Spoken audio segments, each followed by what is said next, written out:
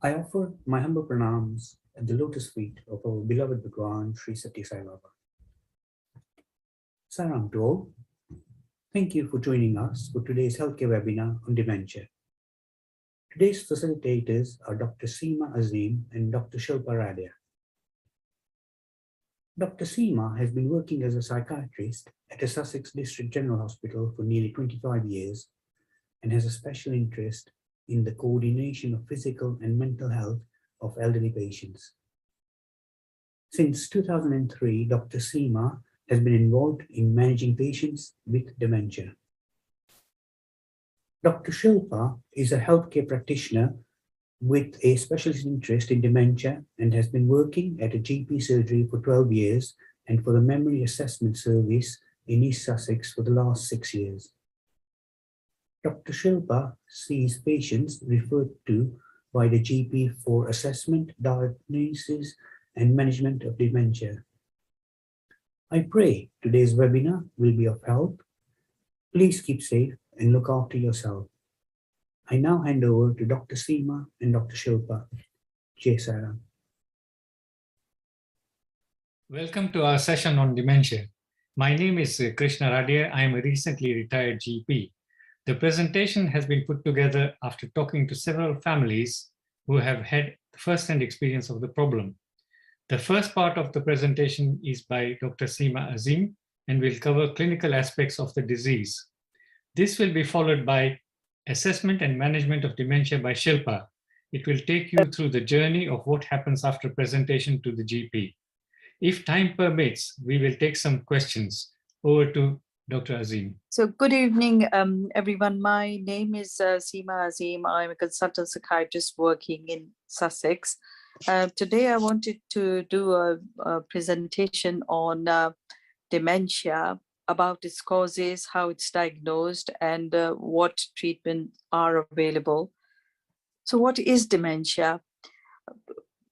The basic reason for doing this presentation is not to scare all of you. It's just to give you some information about the background information when somebody you suspect is having some memory problems and how dementia is diagnosed and what kind of support services are available, starting from the diagnosis and further management.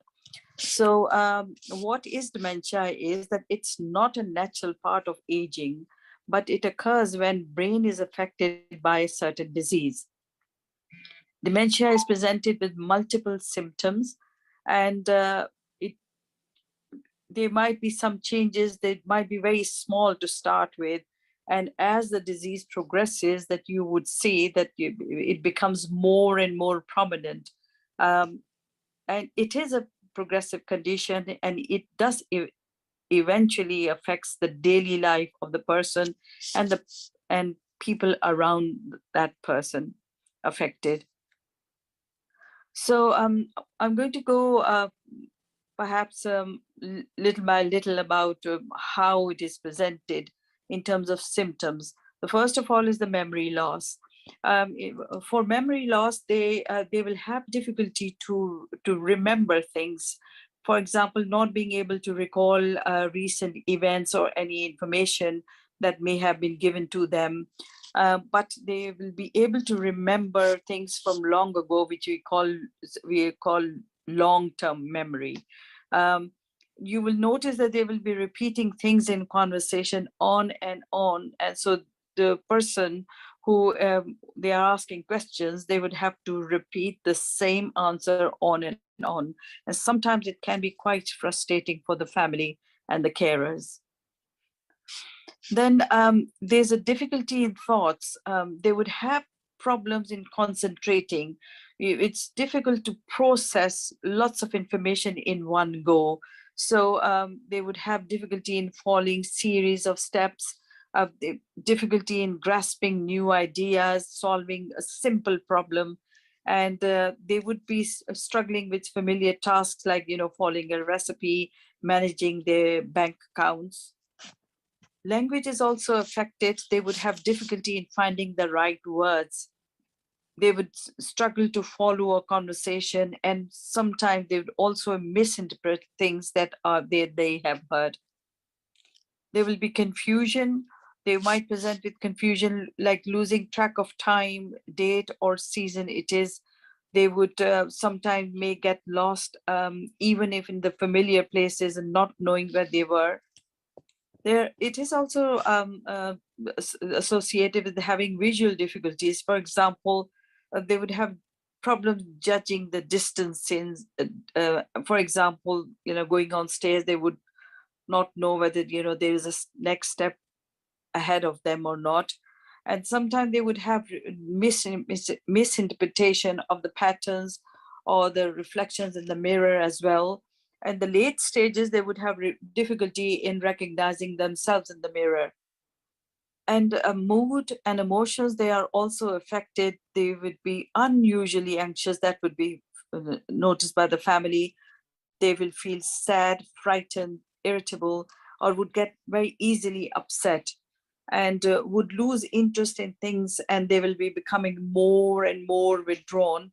Sometimes family feel that they are depressed, but it all can also be a part of symptoms of dementia. They are becoming disinterested and disengaged and lacking confidence in themselves. So for just a little information about dementia statistics, that Alzheimer's disease and other dementias, they are the leading causes of death in the UK. 850,000 people are estimated to be living with dementia in this country, and 539,000 in the UK with a diagnosis of dementia. It is believed that by 2025, 1 million will be affected, and by 2050, 2 million. Interestingly, 65% of cases of dementia are in women and 35% in men. So Alzheimer's disease is the most common type of dementia in old age, but it can also, it's normally over 65, but it can also occur under 65. What happens in Alzheimer's disease is there is a gradual onset of illness and there's a continuing decline. However, mainly when patients come to us, they don't come that early, like within 6 months or after 6 months. The family will give us a history of about like 1 year or 2 years of gradual decline in their memory and behavior. So there will be complaints about wandersome behavior, wandering out of the house in the middle of the night, considering that it is already daylight and they have to go out, or somebody is calling them. They might be agitated. They might be aggressive as well. And we do see aggression very commonly in the later stages of Alzheimer's. And there might be sexual disinhibition as well. Sometimes they would not know what they are actually doing. For example, taking their clothes off in public, not realizing that this is not normally done. Their sleep pattern might get reversed. They would be up and about, very active at night, and they would be sleeping during the day. And there's something called sundowning effect. The family will tell you that he's mostly fine during the day, or he or she. But as the day progresses, they will be becoming more agitated, irritable, and it will be very difficult for them to settle down. This is what we call sundowning effect, which you normally see after afternoon onwards. And this is to do with their more confusion when they are more tired. So for Alzheimer's, this is going to be, of course, discussed further by Shilpa. But there are deficiencies in memory, as I've discussed before, language. They will have impaired judgment. They would have difficulty in performing mundane tasks or financial affairs. And there's a significant impairment and decline in social and occupational functioning. I can give you an example of a patient that this patient who was married, and he was running a bed and breakfast successfully for years and years with his wife. And this was a 70 years old man. And he himself noticed, and the wife, that there had been like gradual decline in his functional abilities. She noticed that he was no more able to manage running the business in, for example, arranging the bookings or canceling the bookings. He was becoming more and more forgetful and anxious. That was making him very anxious, that he was getting forgetful and was failing his wife. He did understand his illness, and he went to the doctor himself with his wife that I need treatment, and which was after all of the investigation which was offered to him. And the wife at one stage, it came to for both of them, it was difficult for them to manage the business because she could not do it on her own. So they had to sell the business. And another main concern for this gentleman was that he was not able to drive, but he did not want to give up his driving license either. Whenever a patient is diagnosed with dementia, if they have got mild memory difficulties, that does not mean that they cannot drive. They can go to familiar places, and the passenger, mainly the spouse, will tell you that I don't have any concerns, but they do have to inform the DVLA about as well. We encourage patients to inform the DVLA themselves with the help of their spouse. But if they don't do so, then it's either GP or the psychiatrist has to inform the DVLA if there are any concerns about their driving. Now, the challenges of diagnosing dementia or families coping with loved ones having dementia is that all of these symptoms that I have mentioned, they can go unnoticed at first. It's very rare that patient will come to us and saying that I have got difficulties with my memory. It is the family or the carers who would notice, and then they would go to the GP. So the features could go unnoticed, and it can also be mistaken for memory changes which are associated with normal aging. But for dementia, these are the pervasive. These are the problems which are going to be happening for a long period of time. We all sometimes say, oh my goodness, I have forgotten what this person's name was, or where I have put that, wherever I may have misplaced something. But somebody diagnosed with dementia, these issues have to be there for a longer time. And also, dementia is not memory loss. As I've said initially, that there is a whole collection of symptoms that come with that as well, in, like, for example, language, perception, comprehension, and all that, not just the memory loss. Then intellectual deterioration is slow to develop, but insight is often lost at an early age. This is where the problem comes, that mom or dad would say that, I don't think I have got any problem. It's you who have got the problem. I'm not going to go to the GP. But of course, with the forgetfulness and with the setting of the dementia, it does not mean that they would have the insight into that as well. It becomes quite challenging for the families particularly. In terms of medication, bearing in mind that Alzheimer's disease or dementia, particularly Alzheimer's disease, there is no cure for this disease. The medication which mentioned here, they are there to help to delay the decline for some years. For some people, it carries on for 5, 7, 10 years, but for some people, it may be less than that. So when we prescribe the medication with the belief that it will be carried on, the medication only is stopped when you don't see any improvement at all. And the person may have come to the late stage, as I just mentioned in the previous slide. So there is no point in giving them medication. And it can be a clinical decision to stop the medication, but you have to involve the family. As a doctor, we have to involve the family in that decision as well.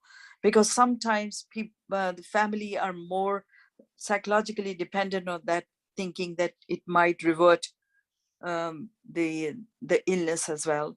So so there are 3 medication like donepezil, rivastigmine, and galantamine, which are available for mild to moderate Alzheimer's disease only.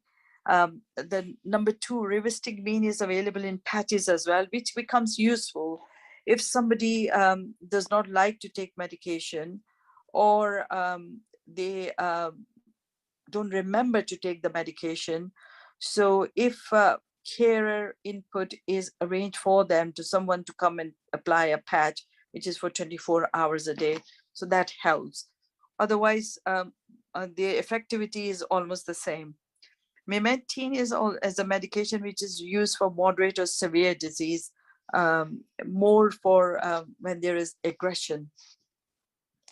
So for take-home message for my presentation is that I would request for us to show kindness, respect, and maintain their dignity as much as possible.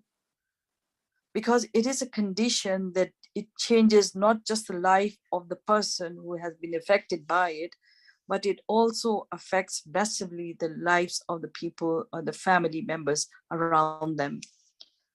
So therefore, we endeavor to communicate the diagnosis as sensitively as possible and effectively, not just to the patients and to the carers as well. Because I can give you an example that I had a patient who lived with his wife for years and years in France, and he was diagnosed with dementia in France. The wife decided to move back to England because she thought that there was not much support for her in terms of family and friends in France.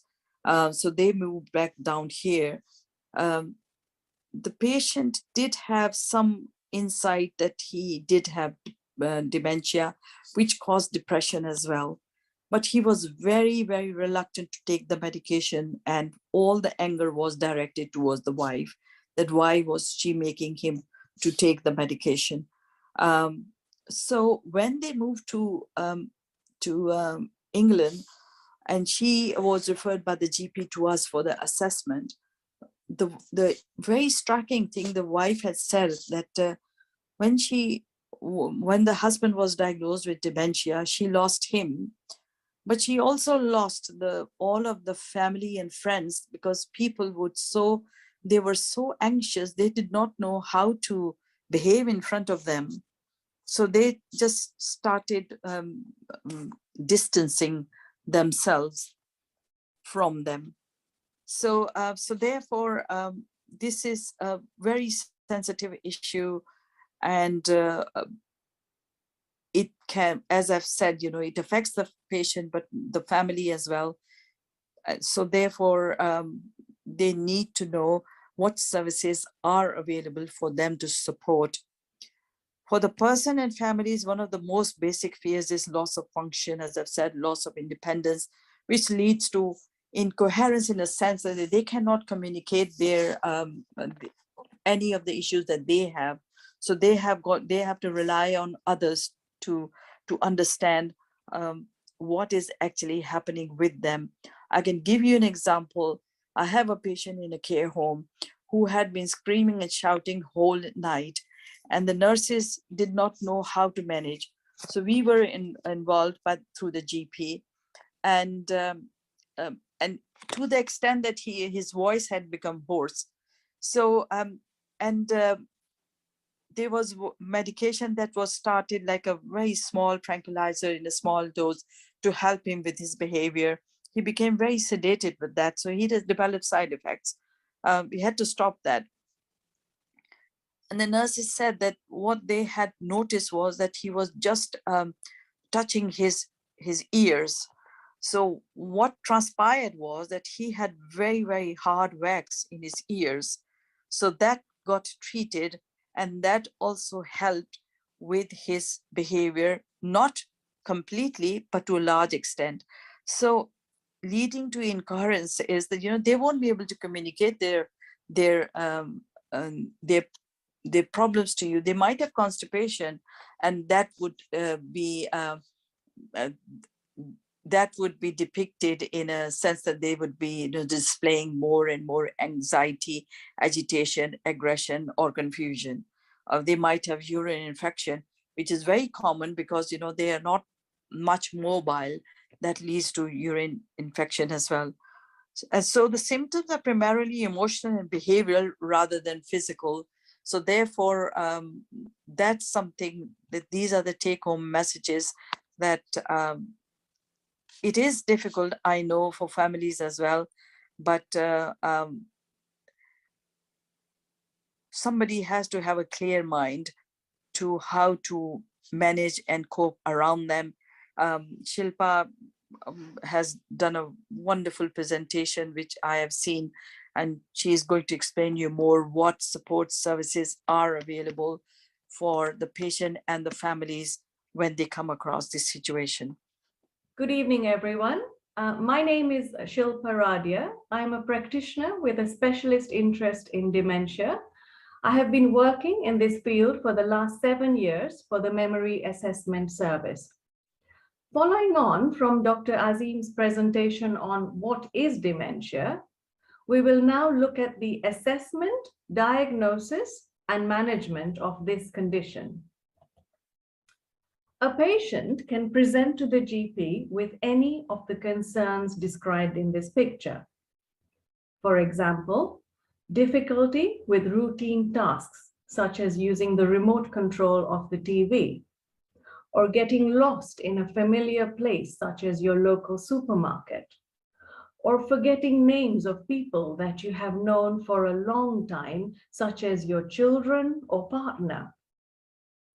Difficulty in communication might come across as the patient forgetting words during a conversation. Becoming unaware of time might present as the patient thinking it's day instead of night. Changes in mood and behavior, such as aggression, low mood, or wandering out of the home, are also commonly presented. The GP will refer this patient for further assessment.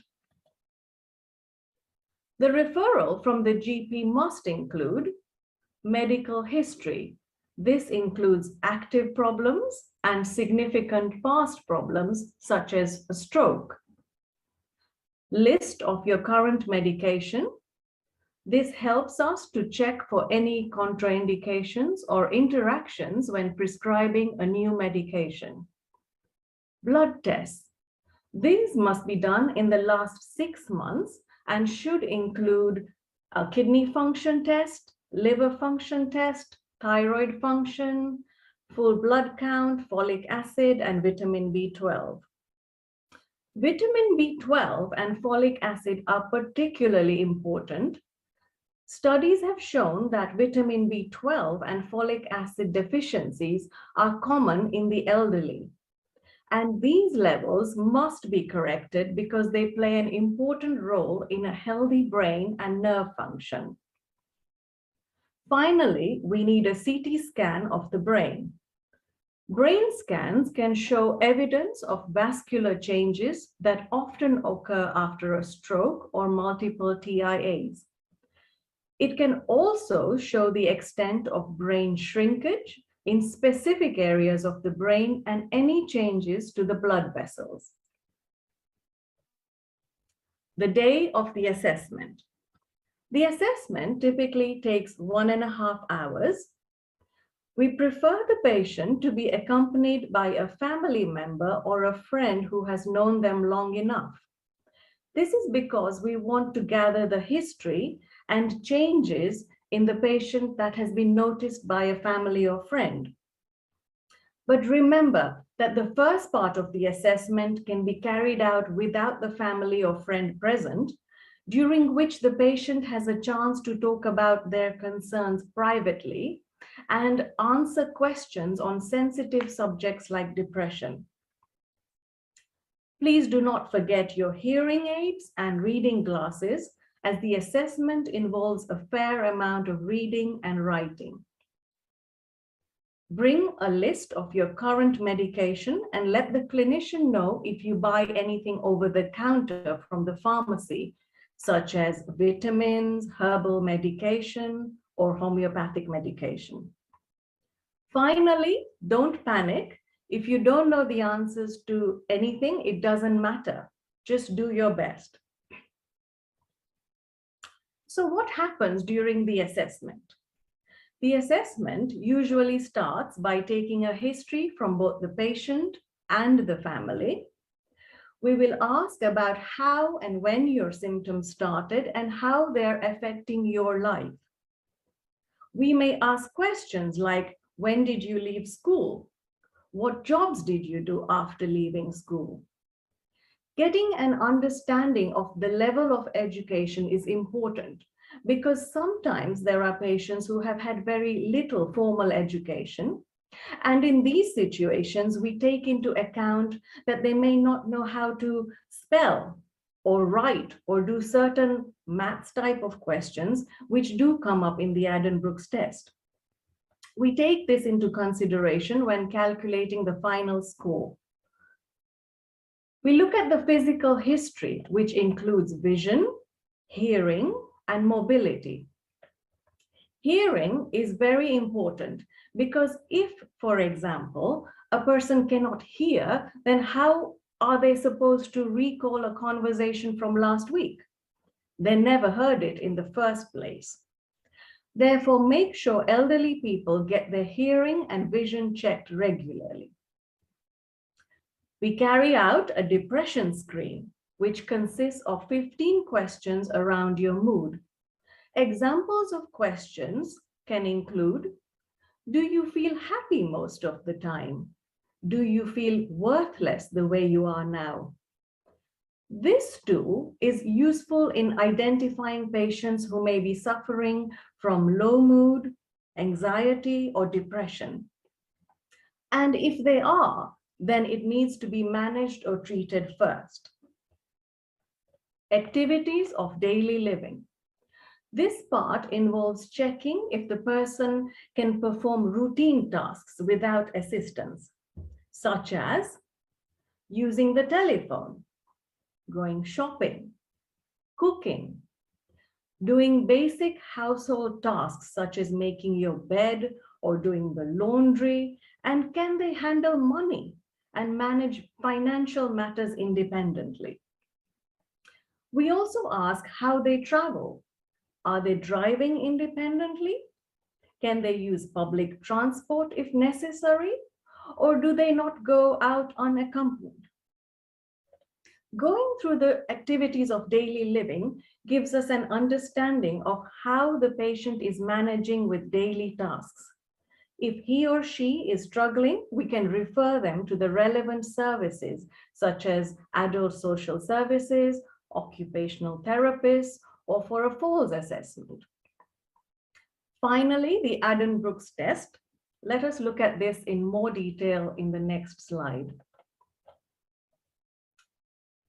The Addenbrooke's test is a detailed screening test which covers 5 areas of brain function. Firstly, attention. This section carries 18 points.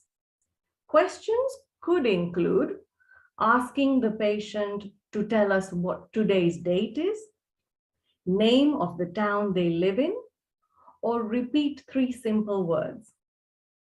Memory. In this section, you may be asked to memorize and recall a name and an address, and there will be questions on current and past significant events. Fluency. In this section, we can ask you, for example, to say as many words as possible in 1 minute, beginning with a specific letter. Language. This section consists of questions on reading, writing, and naming familiar objects. Visuospatial. In this part, we can ask you to draw a clock, count a set of dots, or recognize letters. The test is marked out of 100. It is important that you appreciate that the diagnosis is considered after looking at the whole picture and not just based on one test. For example, the Addenbrooke's test. We take into account the history from the patient and family, any concerns identified by their GP or hospital, results from the Addenbrooke's test, and the scan report. Medication for dementia.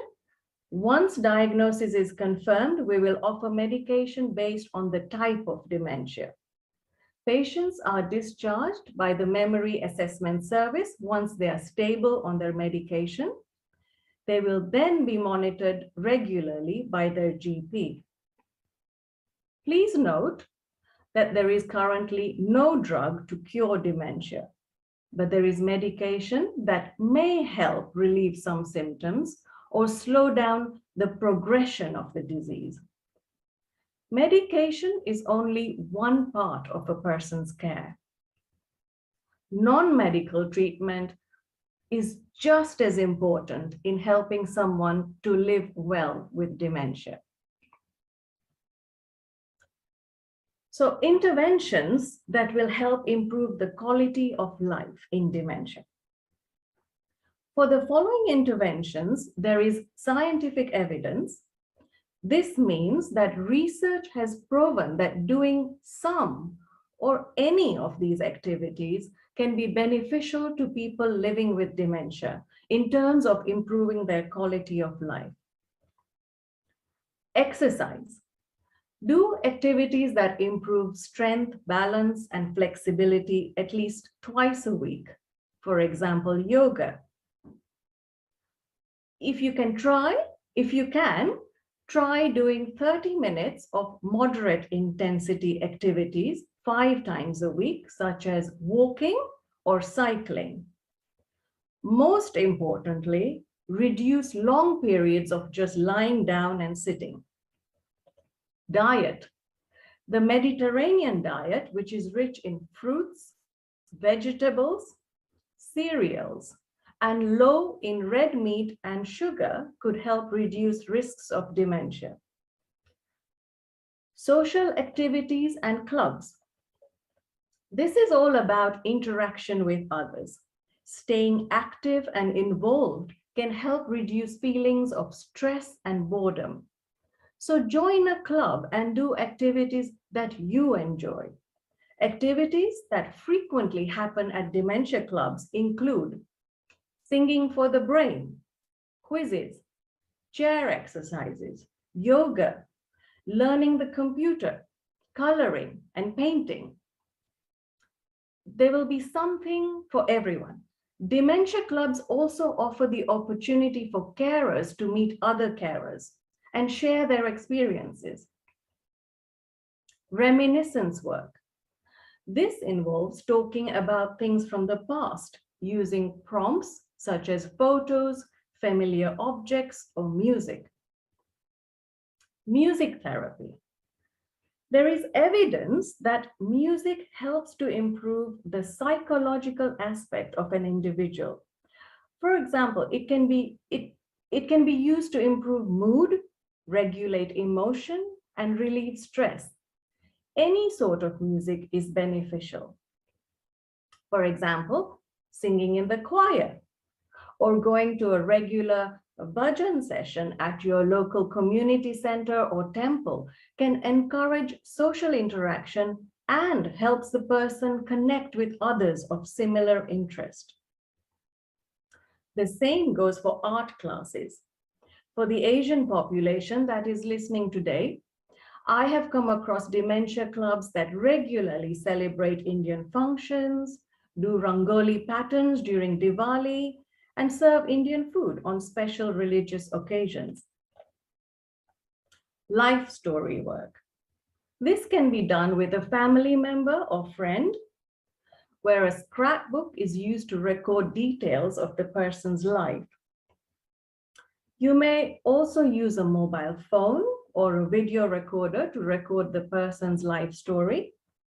These techniques can improve mood, well-being, and some cognitive abilities such as memory. It can help the family to focus on the person rather than their dementia. Doing crosswords and puzzles can benefit certain cognitive functions of the brain, such as attention, reasoning, and memory. You may consider doing these with your grandchildren. The types of services may differ according to the area you live in. Ask your GP, memory service, or the local Alzheimer's Society for clubs and activities that happen in your area. The Alzheimer's Society website has a directory of local support services in each area of the UK. You just need to type your postcode and it will show you the different services available. Things to think about if you're diagnosed with dementia. Whilst you have mental capacity, think about organizing the lasting power of attorneys for your health and finances. Also, make sure you write or update your will. The Alzheimer's Society offers a lasting power of attorney digital service to help create and register the lasting power of attorneys online. If you don't have access to a computer, they will help complete the forms on your behalf. I will share their contact details on the last page. Driving. A diagnosis of dementia is not in itself a reason to stop driving. However, driving is a complex task that involves quick thinking as well as sensory and manual skills. As dementia gets worse, it affects these skills even more. In the UK, the driver who is diagnosed with dementia must inform the DVLA and their car insurance provider. DVLA will then decide if the person can keep driving. They can ask the person to take a driving assessment before making a decision. Lifeline. The Lifeline alarm service is designed specifically for elderly, frail, or disabled people in the UK. It is a 24-hour alarm service, and it aims to give people confidence to live safely and independently in their own homes. Mobility aids. There are lots of different types of equipment to help people keep mobile and independent. Before buying any equipment, get an assessment from a specialist, such as an occupational therapist. Besides the walking stick, there are walking frames, wheelchairs, grab rails, stair lift, riser recliner chairs to help a person sit or stand, and height adjustable beds. Blister packs. If the person is struggling to remember when to take their medication, their pharmacy should be able to pack the medication in a blister pack. Food. There are lots of places now that deliver hot food to your home. The use of dolls or soft toy animals can bring great benefits to some people with a diagnosis of dementia, particularly those in the later stages. It might remind them of a time when they had young children or a pet of their own. It might inspire pleasant feelings or a renewed sense of purpose. There is evidence showing that the use of dolls or soft toy animals can be particularly helpful for those who may not be engaging with others or who are restless, distressed, or anxious. It may improve their well-being and ability to communicate. Respite care for carers. Caring for someone can bring positive feelings such as satisfaction, but it can be very stressful and at times upsetting. You will go through a wide range of emotions, including loss, guilt, and anger. This is normal, but it is important to talk about how you feel and look after your own health too.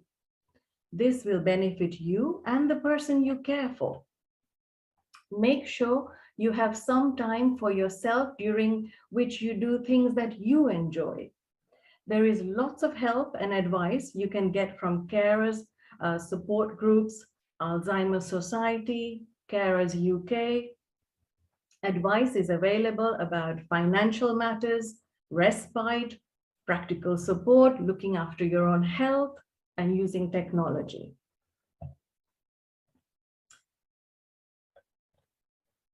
I'm frequently asked in my clinics, how shall I help my partner? Shall I do things for him because it's easier for him? Shall I remind her of something if she cannot remember? I believe, try to see things from their point of view, encourage them to keep doing things they are able to, as this helps them to stay independent for longer. This may be unloading the dishwasher, putting the clothes out to dry, or helping out with small jobs in the kitchen or garden. When communicating, make eye contact, listen carefully, and speak clearly. Try not to ask too many questions at once and give the person time to respond. Don't rush to answer for them. You may find changes in the person's behavior difficult to cope with. They might repeat themselves, follow you around, shout, or get angry. Remember, they're not doing these things deliberately, so try not to take it personally. This may be their way of trying to tell you something. They may be bored, frustrated, or even in pain. Talk to your GP or specialist if the person's behavior is causing either of you distress and worry. There are things that can be done to help. Adaptations to home. You can make changes to your home to make life easier for the person you care for. This could include having the correct mobility aids, having a bath seat for the person to sit on, a raised toilet, grab rails fitted around the home, using a waterproof mattress and pads if there is urinary or bowel incontinence. To help with eating, you can get cutlery that is easier to grip and use non-spill cups with large handles. To help with memory, you can have clocks with large faces which display the date and time. Keep diaries and calendars for keeping track of appointments. Speech and swallowing difficulties. These can arise as dementia progresses. Swallowing difficulties can lead to weight loss, malnutrition and dehydration, or even choking. Speech and language therapists can help assess these difficulties. They can offer support through swallowing and speech exercises. Together with a dietitian, they can offer dietary advice, such as modifying the size and consistency of food, or suggest supplements such as milkshakes, juices, and soups that are easier to swallow and fortified with nutrients. Be realistic and kind. Try not to compare your situation with others. Everyone's situation is different and everyone faces their own challenges. Set out your priorities. You cannot do everything on your own. Remember, you won't be able to please everyone. Work out what you really need to do and don't feel guilty asking your family members and friends for help. Finally, remember the positives. While you will have challenges to deal with, think about your relationship with the person and the fact that you're helping them enormously, even if they may not always know or appreciate this. Thinking about positive times you have shared together may help you go through those difficult times. Finally, here is a list of resources you might find helpful. If you can use the computer, use the links provided and you will find lots of information from the disease to management to practical help. I have also included the phone numbers for people who find it difficult to use the computer. And thank you for listening.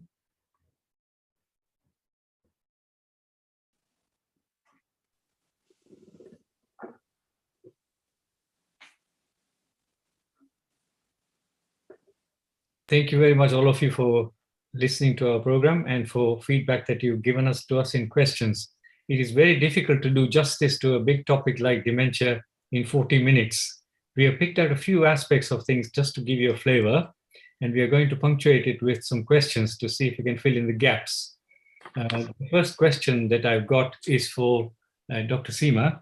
You talked very briefly about stages in dementia and that it was a very progressive disease. Can you give us some idea about what the early and late stages are and how it progresses and how long it would take? Right. So as I said in my presentation as well, that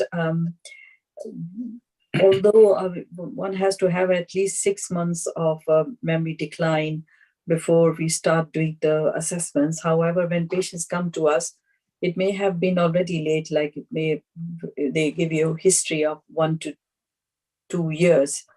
And so there's always in the early stages, there will be a gradual decline in the memory and there will be forgetfulness, misplacing their possessions, like ladies, they would not know where their purses were.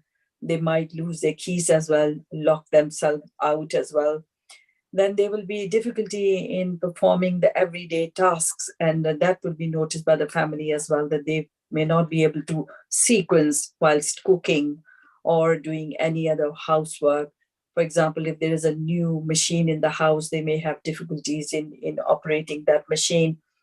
Then there will be like decreased concentration. They won't be able to stick to one subject for a long period of time, might be confused where they are, particularly in a new place. It will be very difficult for them to know their whereabouts. Sometimes there's a difficulty in with their mood as well. There might be mood swings, get anxious. Even then, some people are still able to keep like a good social facade, and you would not be able to, tell that this person actually has got memory difficulties unless you dig deep. So they will be still able to do like routine tasks unless there is something new comes up for them. Otherwise, they would be managing. Then it goes on to the intermediate stage, which we call, like there's three stages: early stage, intermediate stage, and then there is a late stage. So in the intermediate stage, all of these things that I have mentioned, they would still be there, perhaps in more intensity. And then it might be like you would notice that they may have difficulties, like their reading or writing abilities may have gone, or not as 100% as it was before. They will be becoming more and more confused, even in their own house, not knowing whether it's day or night, might be wondersome. That's very common. They would be wondersome, particularly wandering around in the middle of the night when the spouse or the carer or the family members might be too tired to be watchful. Their sleep pattern also changes up and about during in the night, but sleepy during the day. Then you would notice that they would have difficulties with their speech. They would have difficulties in finding the right words, or they would be like quite jumbled, mumbled words. Emotionally, they will be more mood swings, loss of ability to control their emotions, might be anxious, might be depressed, or get hostile or irritable with the family members or anyone. Mobility issues, they are quite common, and you can see the mobility issues at any stages, but as the disease progresses, the mobility issues will be more pronounced. And paranoia, suspiciousness is also very common. They might get suspicious of even of the family members that somebody is after my money, and they are stealing they would have misplaced their own belonging, but they would think that somebody has stolen it. And even suspicious of the family, that their intentions are not so good. They might hallucinate as well, like, saying that, somebody is in the house, which we call phantom boarder. Some of the patients, they would phone the police in the middle of the night saying that, there's someone in the house. I once had a patient, he phoned the police saying that there's a gypsy in my house. So when the police went, there was no one. But this is what happens at the late stages. Everything gets worse. It's a worsening stage, that they might be incontinent of urine and feces as well, not able to go to the toilet at the right time. Mobility issues get worsening. They're more prone to falls, which is a very serious issue because at one hand, for example, if they are aggressive or agitated, and you're trying to manage that, but then there are risk of falls as well. Communicating less and less, not engaging with their relatives or family members or the surroundings, and some people, they become bedridden as well. So these are the stages. Thank you very much. The next question I'll address to Shilpa, but please chip in if you wish to, Dr. Azim. Okay. You mentioned in passing dolls therapy. This is quite an interesting treatment, and it is not just playing with dolls. Can you explain a bit more about how it works and how it's put to good use in treating people? Okay, so go on, Shilpa. I was just going to say, dolls and toy animals like dogs or cats can be introduced normally in the severe stage. And the doll is quite lifelike, and it also weighs, similar to a baby. I've seen it in homes. They normally introduce it very gradually. They leave it in the room. And if the patient is interested, they will sort of, hold the doll or the toy. And it's normally patients who have had children of their own or had a pet in the past. They will normally be interested. The way I've seen it help is when they're very distressed. For example, they're very anxious and not sleeping at night, then, the carer will say, the doll is very tired, the baby is very tired, it wants to sleep. Do you think you could help it sleep and be quiet? And then the patient with dementia will maybe keep quiet, put the baby to bed. Sometimes I've seen one lady, she used to rock the baby and then she would fall asleep herself. So I think that way can help calm them down. Once I saw how it helped with communication. There was a woman who said, my baby has a lot of pain in the mouth. I think it's got some soreness. It's got a sore mouth. She didn't say she had pain. She said the baby had pain. And then later on in the day, when the GP went and examined the patient, we kind of got the hint that something's wrong with her own mouth. And when we looked in the patient's mouth, she had an abscess, which must have been very painful. So this woman was communicating through the doll. Sometimes it even helps at meal times if they keep the doll next to them and they try and feed the baby because they think it's real. So they try and feed the baby and then they eat and drink themselves as well. So they might eat and drink more and more regularly. So that's how I've seen that it helps. But mainly it's in the severe stage. I think, Seema, would you agree?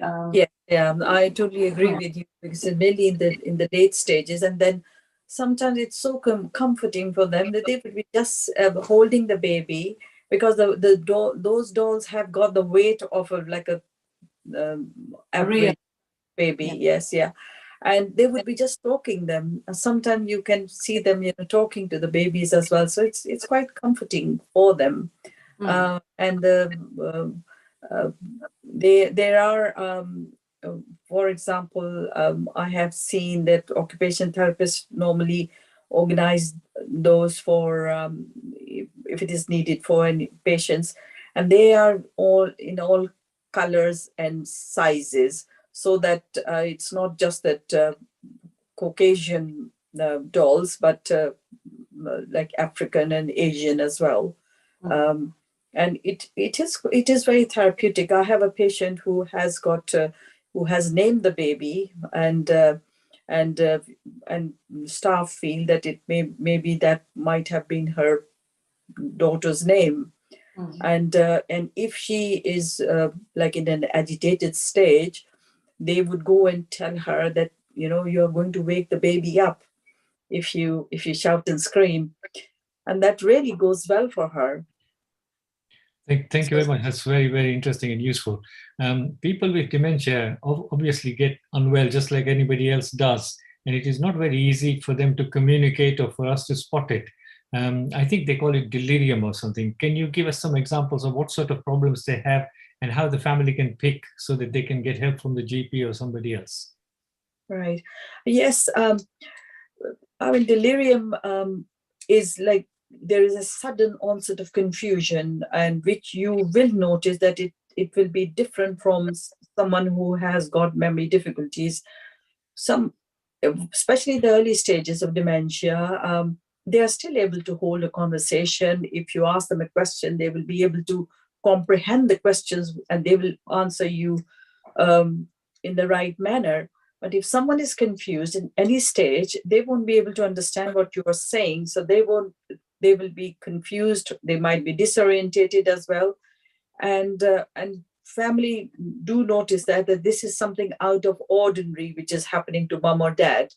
And it could be because of, there are so many treatable causes of that.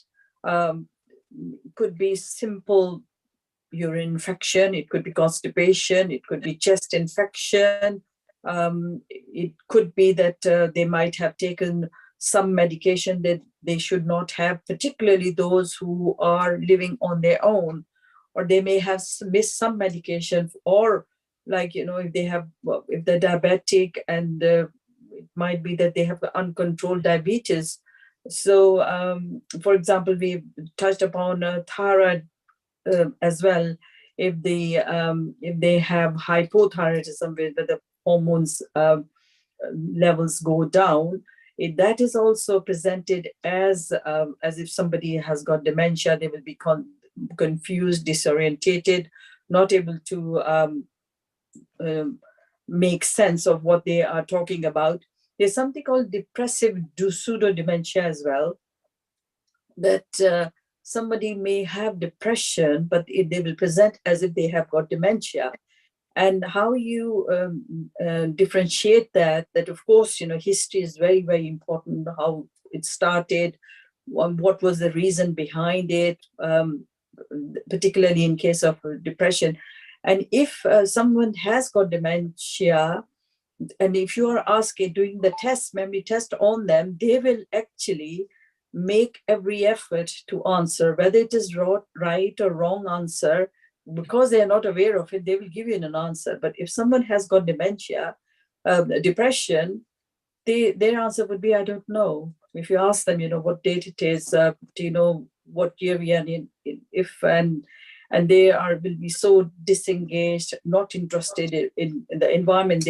Most of the answers would be, I don't know. And these are the treatable conditions. Somebody who may have been under the effect of alcohol, either withdrawing or intoxicated, and they might be confused, and they might present as having dementia, but you have to do all of the history and all of the tests as well, bearing in mind that dementia is a really, really serious diagnosis, and you cannot just diagnose it offhand.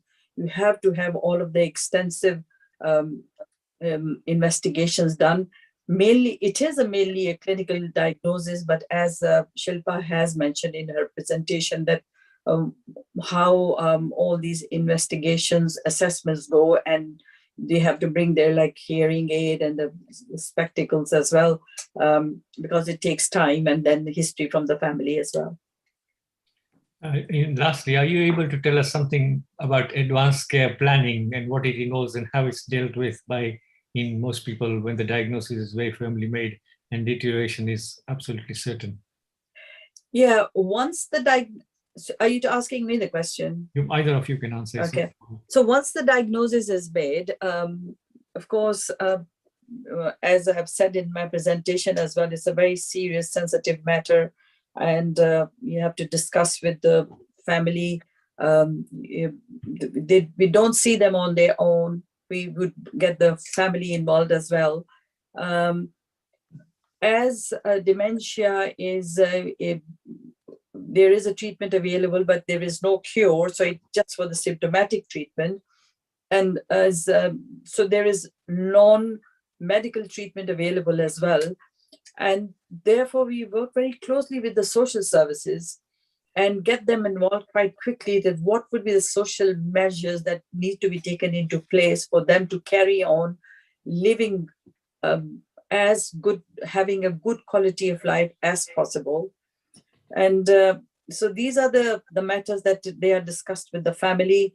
For example, how would they want to pursue, whether they need any help, like having carers, or they would like to manage on their own, as Shilpa has mentioned in her presentation as well. Like there are support services as well, there are dementia services, there are care for carers as well. But social services role is very, very important. And sometimes there's a dispute in the family as well between the family members, how mom or dad is going to be managed with the dementia.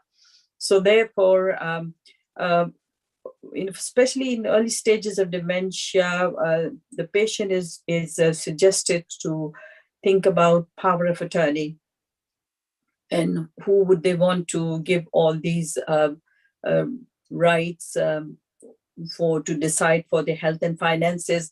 And when there are disputes within the family, or the patient himself or herself does not want their children to be involved, then it goes on to having a solicitor involved who would be like independent person looking after their well-being.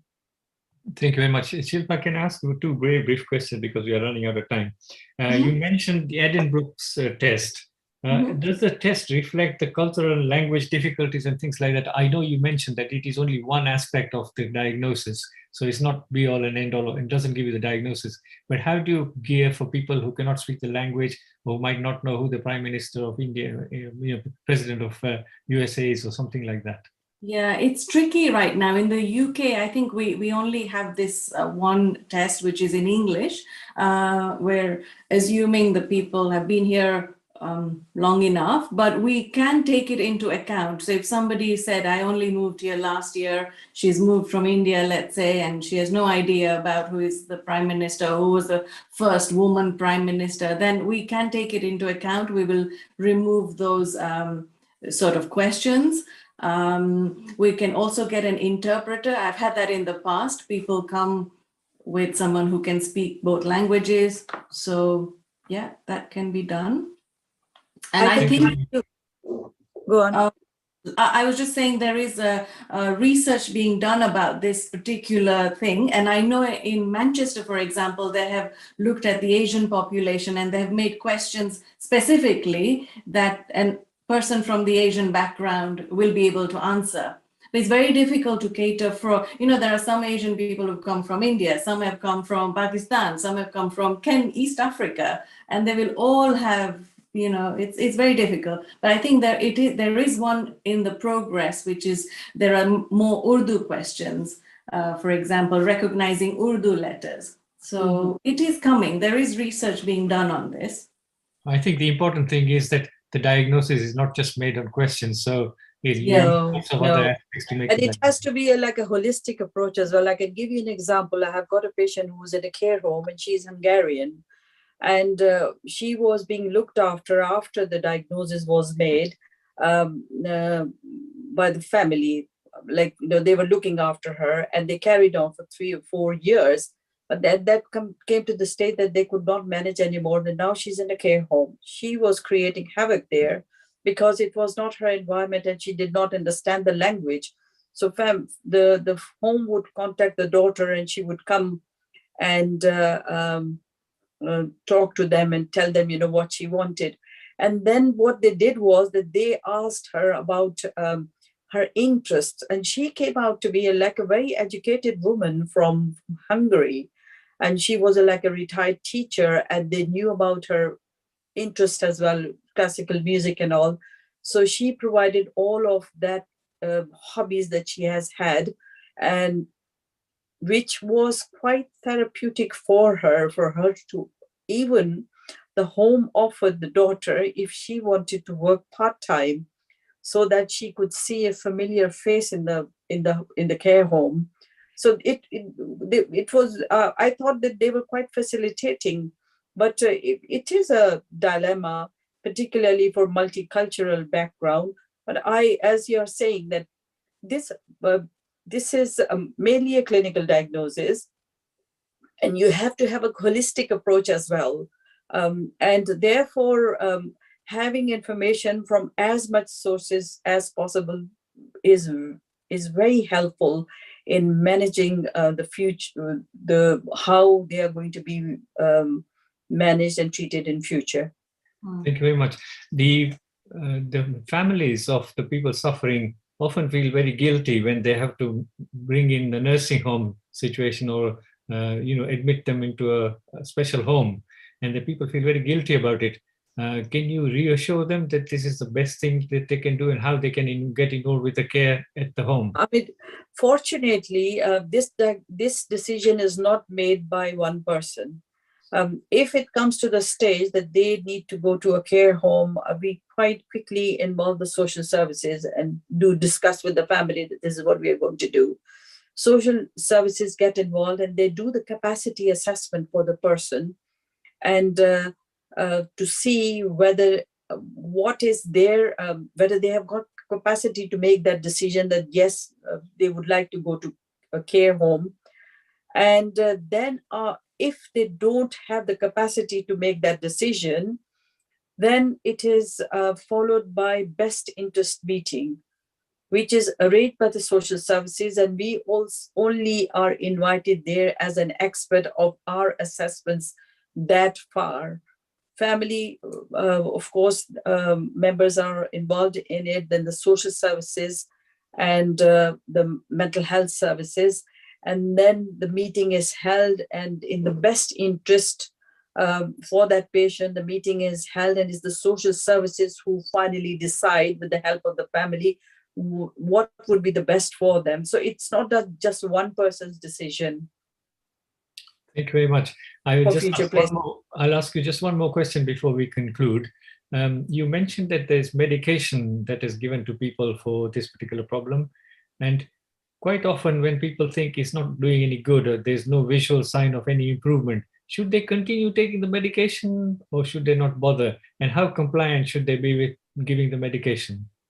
Well, as I was talking about those, what we call memory enhancers, that's one part of the treatment. But if you see the effect, I mean, sometimes we do, particularly in mild cases, we do the test again, like ACE test, to see whether it has been helpful or not. But when it comes to the progressive stage, intermediate and severe stage, there's not much role of the memory enhancers anymore. However, at that time, we do come across the complication of the behavior problems, and that has to be treated. So that takes a forefront of how to manage the behavior because of the aggression. They might be assaulting people, they might get aggressive. You have to get a very fine balance and very closely monitoring them as well for the side effects as well. That actually guides you whether to carry on with the medication or not. Because if it's not broken, you don't fix it. If that medication, because it does relieve some symptoms as well, but if it gets to the stage that the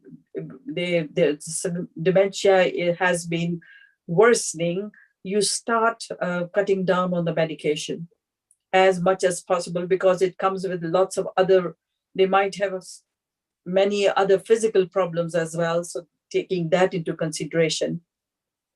Thank you very much. May I thank all of you for tuning in and joining the session, and I hope you found it quite beneficial. My thanks particularly to both our speakers, and thank you to our IT team for putting it all together.